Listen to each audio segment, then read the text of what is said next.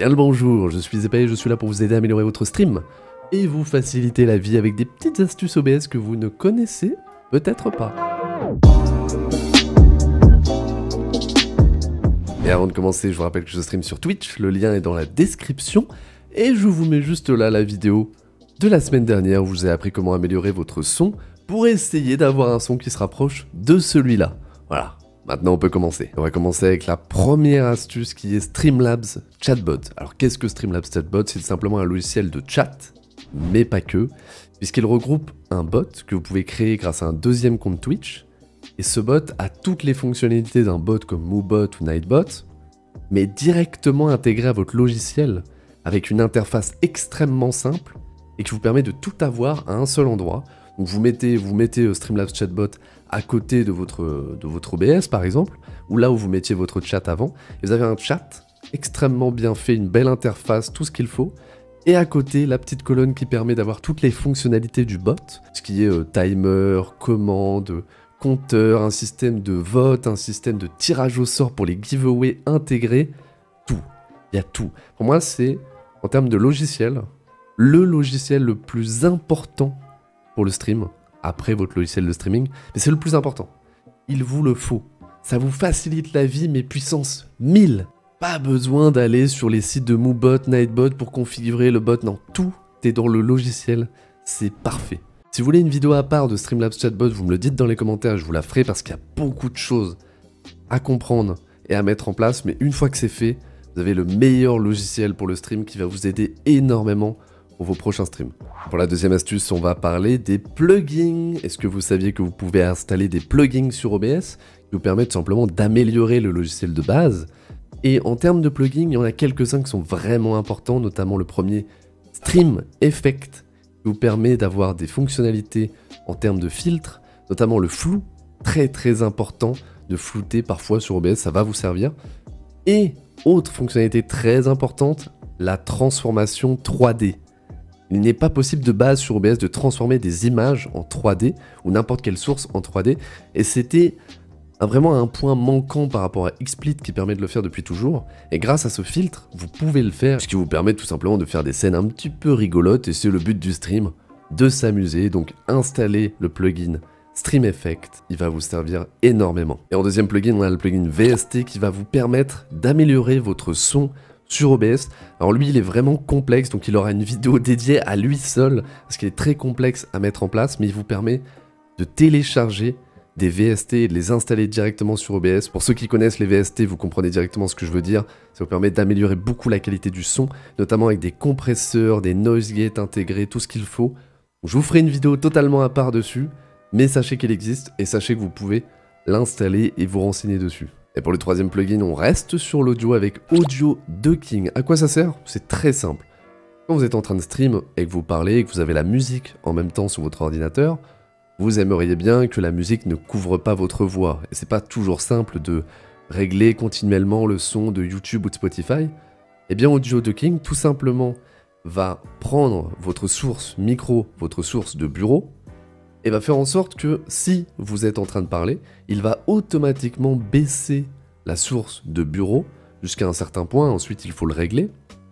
Ça vous permet tout simplement que quand vous ne parlez pas, la musique augmente de volume et permet de combler un petit peu les blancs, parce que vous êtes beaucoup pour les streams, et dès que vous commencez à parler, la musique baisse, ou même le son du jeu, hein, n'importe quoi, permet de régler le mixage audio automatiquement tout seul, donc c'est pareil ça. Je l'expliquerai dans une vidéo plugin, c'est vraiment simple, et c'est très important quand vous streamez.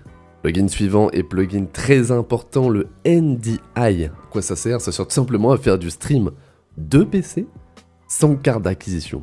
Et ça, il y en a pas mal qui vont être contents. Parce que ça vous permet d'envoyer le flux vidéo et audio directement par votre connexion internet au deuxième PC, sans passer par une carte d'acquisition, donc sans passer par les 200 € nécessaires pour le faire. Et ça peut permettre à des gens qui ne pouvaient pas stream avec un seul PC, parce que pas un PC assez puissant, de stream avec 2 PC, sans carte d'acquisition. Et pour ça, on est plutôt content. Donc si vous voulez une vidéo directement sur ce plugin, vous me le dites dans les commentaires parce que c'est un sujet vraiment vaste et plutôt complexe, donc je vais pas m'étaler dans celle-ci. Mais si vous en voulez une, on en fera une. Et pour le dernier de tous les plugins, on va parler du WebSocket, qui est un plugin encore une fois fait par la même personne qui a fait le plugin NDI. Donc merci à lui déjà. WebSocket, c'est tout simplement un plugin qui va permettre de contrôler OBS à travers une application. Et à quoi ça sert habituellement? Tout simplement à vous créer un Stream Deck. Grâce à une application qui s'appelle Touch Portal que vous installez sur votre téléphone ou tablette ou n'importe quoi, vous pouvez avoir votre Stream Deck personnel, wireless, gratuit, sur votre téléphone, votre tablette ou n'importe. Et ça, c'est vraiment extrêmement important si vous commencez les streams. Le Stream Deck, je le répéterai jamais assez, c'est l'outil le plus important du stream. La première chose à acheter, si vous avez une chose à acheter, c'est un Stream Deck. C'est beaucoup trop important et beaucoup trop pratique. Et ça vous facilite la vie tellement que vous devez installer ce plugin si vous n'avez pas les moyens de vous acheter un Stream Deck. Vous installez WebSocket, vous installez Touch Portal et vous avez un Stream Deck gratuit sur votre téléphone, sur votre tablette, sur ce que vous voulez. Mais faites-le! Je vous ferai une petite vidéo pour montrer comment ça marche. Je l'installerai sur mon téléphone, je montrerai comment on fait, mais normalement c'est assez simple. Donc faites-le, je vous en supplie. C'est extrêmement important. Après avoir parlé de choses aussi importantes, on va se calmer un tout petit peu. Et je vais vous parler de choses qui vont faciliter la vie énormément. C'est les raccourcis. Il y en a quelques-uns extrêmement importants, notamment le premier. Le plus important, que j'ai mis beaucoup trop de temps à connaître. On m'a fait perdre un temps fou. Alt. Saviez-vous que si vous appuyez sur la touche Alt en même temps que vous bougez votre source, vous pouvez la cropper? Je sais que pour certains ça paraît fou, mais je pense que j'ai passé 1 an à faire un clic droit, éditer la source et cropper à la main avec des chiffres. Et beaucoup de monde font ça parce que j'ai donné cette astuce à beaucoup de petits streamers qui m'ont dit que ça leur a changé la vie. Appuyez sur Alt, je vous en supplie, ça sauve des vies. Bon après les autres raccourcis sont pas aussi importants, mais tout de même c'est toujours utile, notamment le CTRL E qui vous permet directement de rentrer dans la page des transformations sans faire justement clic droit et éditer la transformation. Vous pouvez aussi reset la transformation avec un petit CTRL R. C'est simple, c'est efficace. C'est des petits raccourcis qui vous facilitent la vie sans pour autant améliorer votre stream. Mais c'est toujours sympathique, c'est toujours ça de prix. On en a fini avec les raccourcis, maintenant on va passer aux groupes. Les groupes, c'est une fonctionnalité qui a été rajoutée il y a quelques mois sur OBS et qui a tout changé.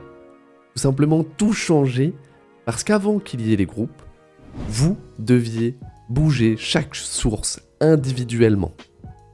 Aujourd'hui, pour certains, ça peut paraître complètement fou. Mais si vous aviez votre cam, un overlay de cam, quelque chose écrit dessus, notamment un follow, n'importe quoi, et que vous vouliez d'un coup bouger votre interface, il fallait tout bouger à la main. Maintenant, vous pouvez tout regrouper grâce à des groupes, et une fois que vous avez tout mis dans un groupe, donc votre cam, votre overlay, votre follow, vous pouvez bouger entièrement tout ça en une seule fois, tout modifier, tout cropper, tout éditer en une seule fois, sans vous embêter à tout faire un par un. Et ça a été une fonctionnalité qui a tout changé, qui vous a permis d'aller beaucoup plus vite quand vous faites vos scènes, notamment, et ça c'est extrêmement important. Vous êtes en train de jouer à un jeu, vous passez à un autre jeu, et là vous devez changer l'emplacement de votre caméra.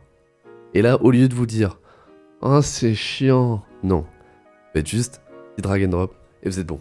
Vous êtes bien, tout est bon, tout est simple. Donc les groupes, utilisez les groupes, vous pouvez notamment changer de couleur et mettre une couleur pour votre groupe de caméra, une couleur pour votre groupe d'alerte, une couleur pour n'importe quoi. Ça vous permet de ranger votre stream, et ça c'est important aussi pour vous aider à mieux vous retrouver. Pour une des dernières astuces, on va parler de vidéos. Si jamais vous avez l'habitude de mettre des vidéos sur votre stream, vous avez peut-être pas forcément fait attention à quel type de vidéo vous mettez. Est-ce que vous mettez des points MP4 ? Est-ce que vous mettez des points OGG ? Est-ce que vous mettez n'importe quoi ? Faites bien attention à ça parce que les vidéos .mp4 sont très lourdes et OBS a un petit peu du mal à les charger et à les garder en mémoire. Un conseil vraiment extrêmement important avant de mettre une vidéo sur OBS, convertissez-la en .webm. Qu'est-ce que le .webm ? C'est tout simplement un format qui a été fait justement pour le web et qui est beaucoup plus léger et beaucoup plus compressé.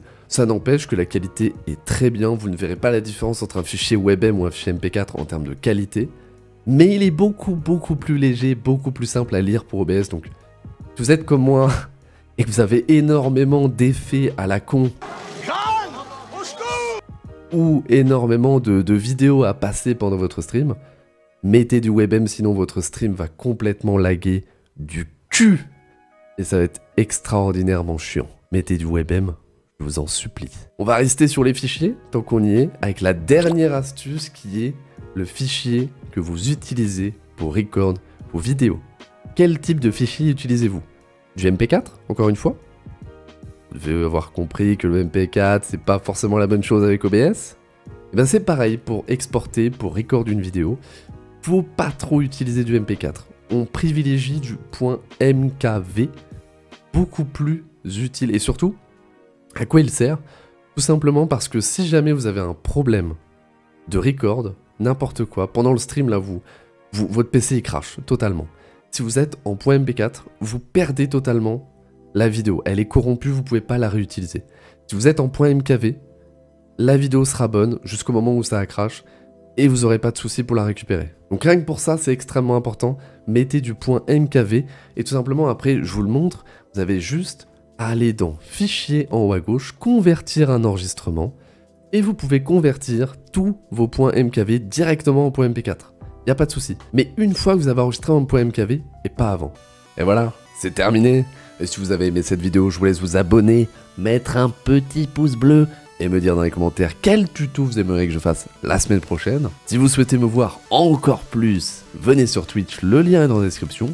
Je vous dis à mercredi prochain et surtout, amusez-vous.